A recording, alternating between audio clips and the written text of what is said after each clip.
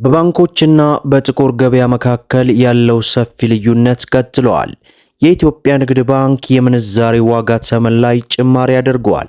በተመሳሳይ መልኩ የጥቁር ገበያ ሐዋላ በዛሬው ዕለት ጨምሯል ወይስ ቀንሷል? አሰላሙ አሌይኩም ወራህመቱላሂ ወበረካቱሁ።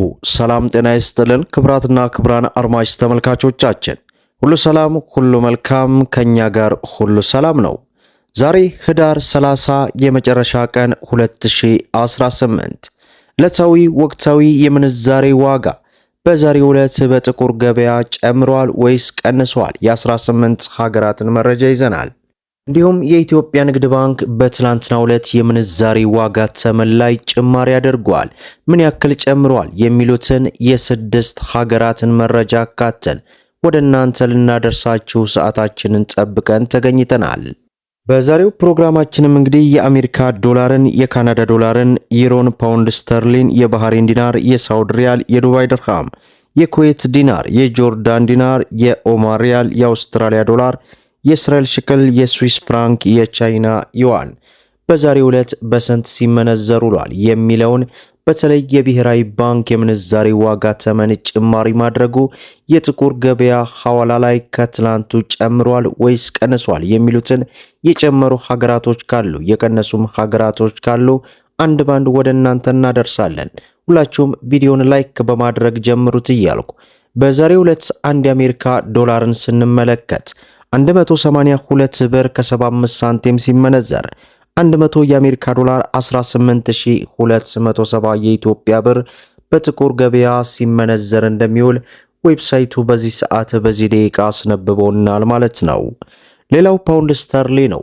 በዛሬው ዕለት 1 ፓውንድ ስተርሊን ስንመለከት 235 ብር ከ85 ሳንቲም ሲመነዘር 100 ፓውንድ ስተርሊ 23585 የኢትዮጵያ ብር በጥቁር ገበያ ሲመነዘር እንደሚውል ዌብሳይቱ አስነብቦናል ማለት ነው።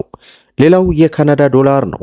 በዛሬው ዕለት አንድ የካናዳ ዶላርን ስንመለከት 123 ብር ከ83 ሳንቲም ሲመነዘር 100 የካናዳ ዶላር 12383 የኢትዮጵያ ብር በጥቁር ገበያ ሲመነዘር ይውላል ማለት ነው። ሌላው በምንዛሬ ደረጃ የዓለማችን ቁጥር 3 የሆነችው የኦማር ሪያል ናት። በዛሬው ዕለት አንድ የኦማር ሪያልን ስንመለከት 469 ብር ከ30 ሳንቲም ሲመነዘር 100 የኦማር ሪያል 46960 የኢትዮጵያ ብር በጥቁር ገበያ ሲመነዘር ይውላል ማለት ነው። ሌላው የስዊስ ፍራንክ ነው። በዛሬው ዕለት አንድ የስዊስ ፍራንክ 222 ብር ከ90 ሳንቲም ሲመነዘር 100 የስዊስ ፍራንክ 22290 የኢትዮጵያ ብር በጥቁር ገበያ ሲመነዘር ይውላል ማለት ነው። ሌላው ዩሮ ነው። በዛሬው ዕለት አንድ ዩሮን ስንመለከት 208 ብር ከ08 ሳንቲም ሲመነዘር 100 ዩሮ 20808 የኢትዮጵያ ብር በጥቁር ገበያ ሲመነዘር ይውላል ማለት ነው። ሌላው የሳውዲ ሪያል ነው። በዛሬው ዕለት አንድ የሳውዲ ሪያልን ስንመለከት 48 ብር ከ20 ሳንቲም ሲመነዘር 100 የሳውዲ ሪያል 4820 የኢትዮጵያ ብር በጥቁር ገበያ ሲመነዘር እንደሚውል ዌብሳይቱ አስነብቦናል ማለት ነው። ሌላው ዩናይትድ አረብ ኤምሬትስ የዱባይ ድርሃም ነው። በዛሬው ዕለትም አንድ የዱባይ ድርሃም 49 ብር ከ35 ሳንቲም ሲመነዘር 100 የዱባይ ድርሃም 4935 የኢትዮጵያ ብር በጥቁር ገበያ ሲመነዘር ይውላል ማለት ነው። ሌላው በምንዛሬ ደረጃ የዓለማችን ቁጥር 2 የሆነችው የባህሬን ዲናር ናት።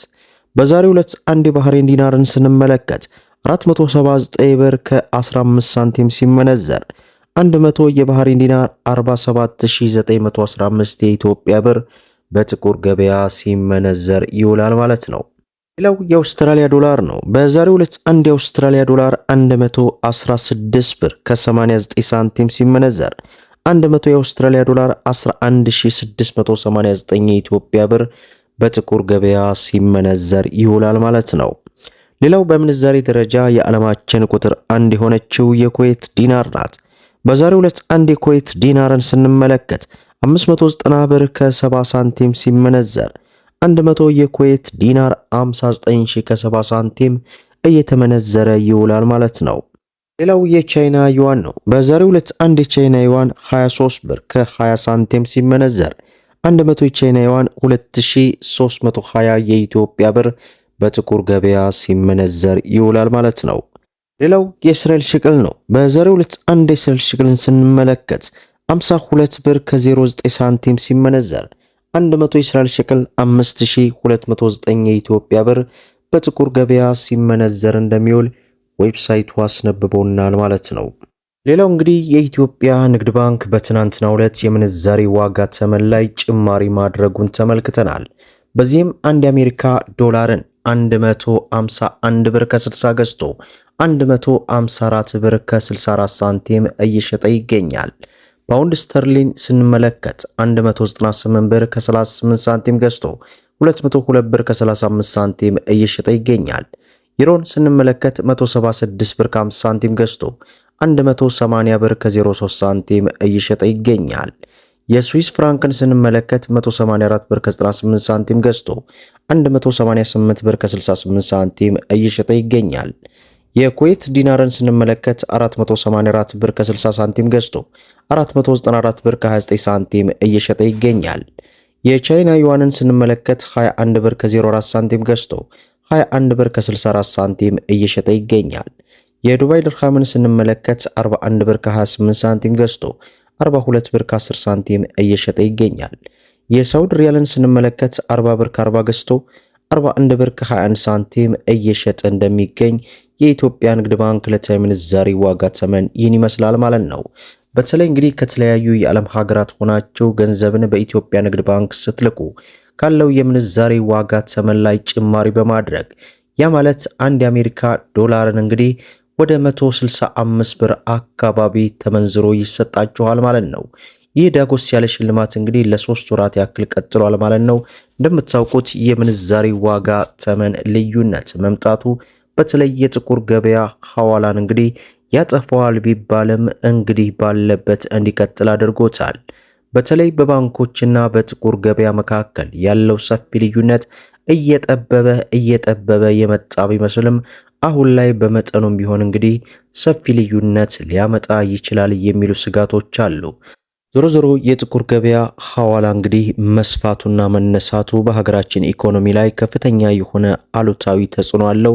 ፈጣሪ ለሀገራችን ሰላም፣ ለሕዝባችን አንድነት እንግዲህ ዱዓችሁ ጸሎታችሁ አይለየን እያል ቪዲዮውን ላይክ ሸር እያደረጋችሁ ለብዙ ኢትዮጵያን እህት ወንድሞች እንዲደርስ አድርጉ። ለቻናላችን ደግሞ አዲስ ከሆናችሁ ሰብስክራይብ በማድረግ በየዕለቱ የሚለቀቀው መረጃ እንዲደርሳችሁ የኖቲፊኬሽን ማብራታችሁን አትዘንጉ እያል ለዛሬ ያስኩላችሁ መረጃን ይመስላል። እስከ ፍጻሜው ድረስ አብራችሁን ስለቆያችሁ ልባዊ ምስጋናችን እየሰጠን በሌላ ቪዲዮ እስከምንገናኝ ወሰላሙ አለይኩም ወራህመቱላሂ ወበረካቱ እንላለን።